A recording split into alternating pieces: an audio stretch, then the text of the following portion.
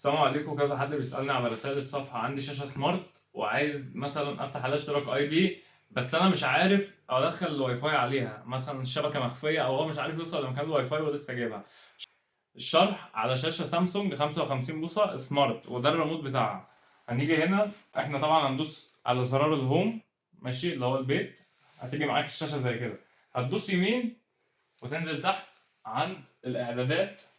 تمام، تيجي شمال في شمال، بس هتدوس على كلمة واي فاي. تمام، هيظهر لك قائمة واي فاي، إعدادات الشبكة. إحنا طبعا هنا متصلين بالشبكة بتاعتنا، محدش ليه دعوة بيها. يقول لك كيف تتصل بالإنترنت. الكابل ده اللي هو كابل النت اللي بيكون جاي من الراوتر، يا إما لاسلكي. أنت طبعا هتختار لاسلكي.